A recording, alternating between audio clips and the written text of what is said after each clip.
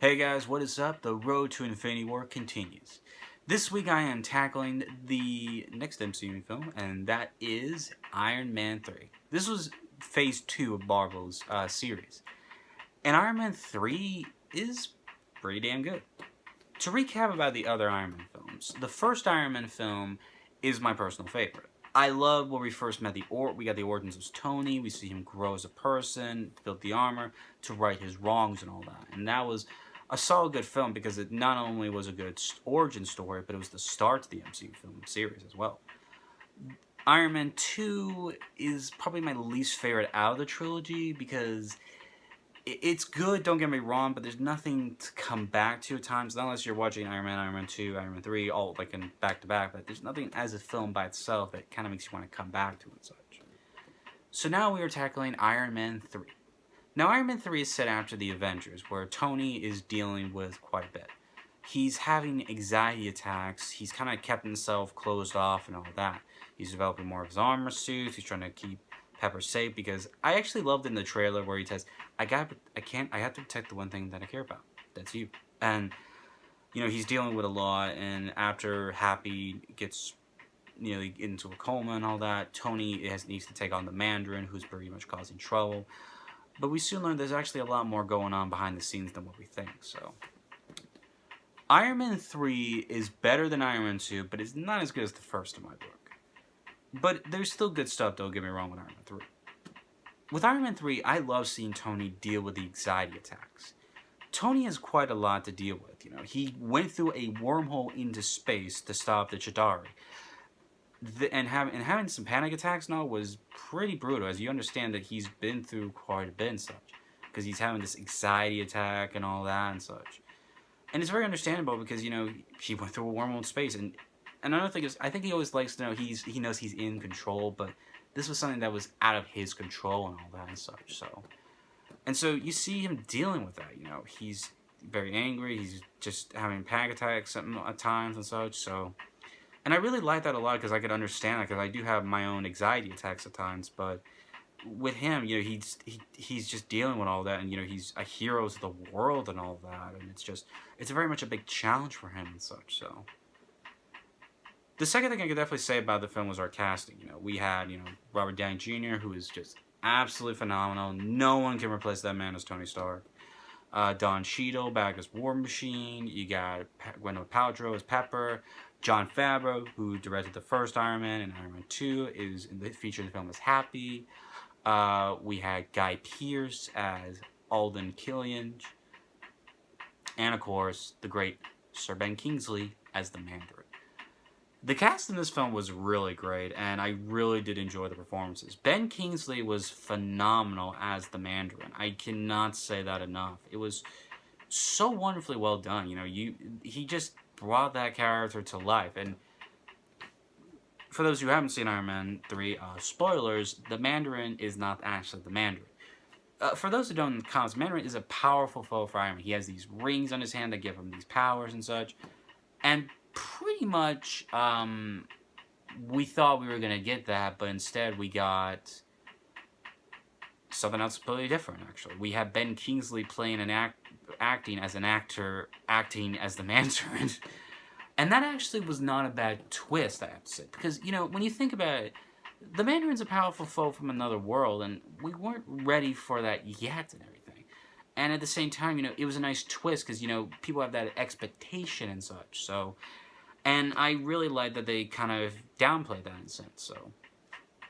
And, Ben Kingsley just does a phenomenal job with his character. He just really was great being the actor and playing the Mandarin, and he was just really phenomenal, I have to say. Now, the main antagonist of the film, however, is Alden Killian, who works for AIM. And basically, he wants to test out this new invention when he's showing Pepper, is Extremis. And for those who don't know, Extremis is very powerful. It's very deadly, not something for the good of people and all that. And so Tony has to deal with him because, he's got others signed up for the part of the project and all that and such. So, but apart from that, he has to deal with the fact that he doesn't have a lot of suit of armor to his advantage. He has this his latest new suit, but unfortunately, it's still a prototype and everything. So it didn't always work when he needed it to. So. And I like seeing Tony stripped of that, because it shows he has to rely on his intellect and whatever resources he has to his advantage and all that. And that's a key thing to have. Is Tony is such a genius. He's very good with the technology and all that, and he's good at inventing stuff. But now to be stripped with most of his armor, just having the one prototype and everything was really something and all that and such. So. And there was actually quite a few good scenes in the film I enjoyed. His attack on the Malibu house was really great. Him saving all the people on the United Airline on the plane with the president and such to the final battle.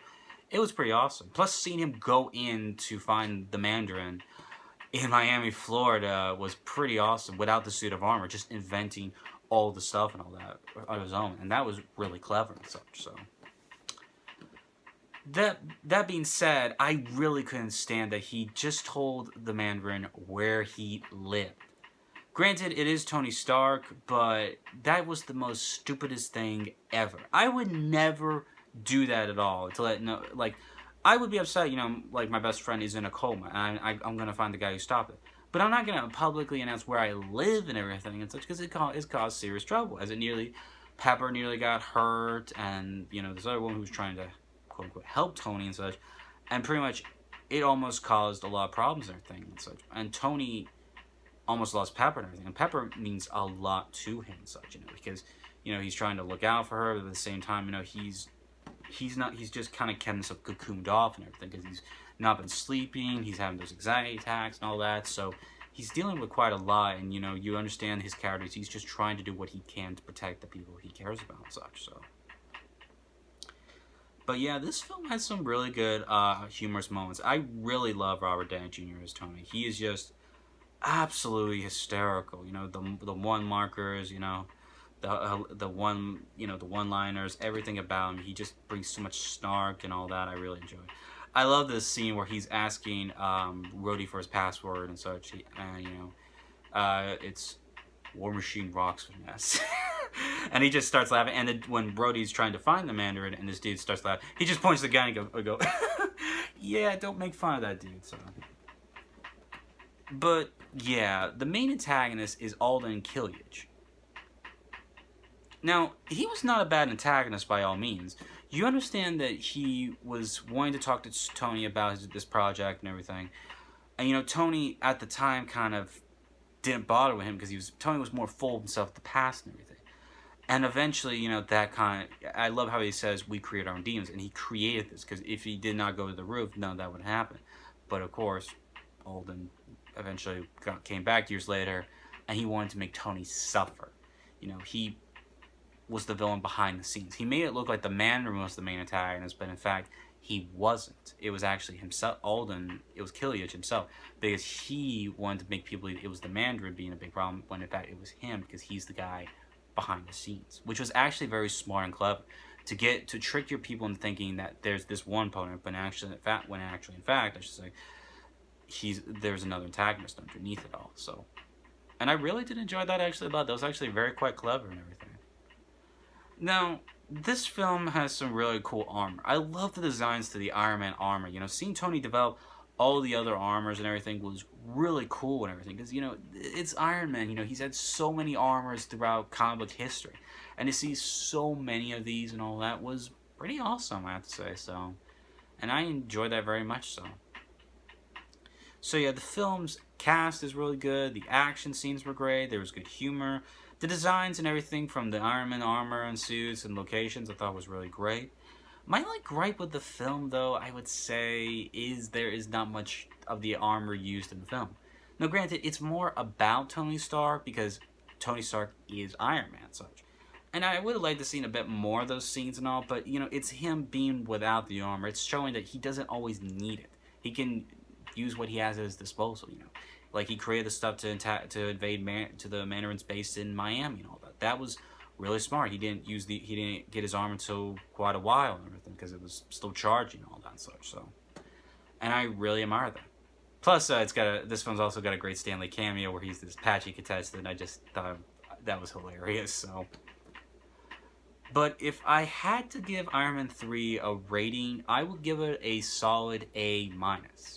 It's not a bad film by all means. It's a very good conclusion to the Iron Man trilogy because you see Tony coming to terms that his suit was his cocoon, and he's kind of working things out and everything. And I really like that a lot, that the armor doesn't defy him. He defies the armor because it's him who makes it. The armor doesn't make him who he is. He is what makes the armor.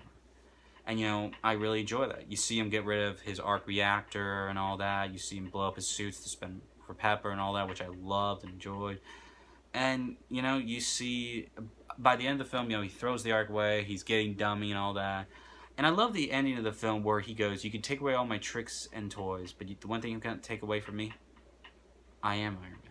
I love that. That was actually a great closing line because that is a good ending for this trilogy. Because you can take away all this stuff, but you can't take away the fact that he is Iron Man. He is someone you don't want to mess with. He is not defined by the armor, but by his intellect, and I really love that a lot and such. So, but yeah, I loved Iron Man 3. I think it's a good concluding series to the series. It's not as good as the first, but it's better than the second, and I enjoyed it very much. So in the comments section below, let me know what you thought of Iron Man 3. Did you love it? Did you hate it? Let me know down below. If you enjoyed this video, please like and share this video with your friends on social media. Please subscribe to my channel as I've been reviewing each of the MCU films leading up to the Infinity War coming out in May of this year. Stay tuned next week as I will be checking out one of my least favorite films of the MCU films, and that's Thor: The Dark World. So stay tuned next week as I talk about my feelings about that one, so. Please also follow me up on Twitter at SuperKid801 to follow me up on social media and such. And also in the comment section below, what was your favorite line or favorite moment in Iron Man 3? For me, it's Tony talking to Pepper about, that he can't sleep, and he's trying to protect her. I really love that a lot because he cares so much for her. She's been there a lot for him. She's helped him out and everything, so. And also, I gotta mention this before, is there's the very end credit scene. It doesn't lead up to the next MCU film, but it's Tony talking with Bruce. And it was just hysterical because Bruce is falling asleep after Tony is telling the story. And it is just very hysterical, and I really loved it. And by the end of the film, the credits say Tony Stark will return. And I really like that a lot, so. But anyway, guys, thank y'all for watching. Stay tuned next week as I will talk about Thor: The Dark World and and you'll see my thoughts about that and such. But anyway, guys, thank you for watching, and I will see you guys next week. Take care.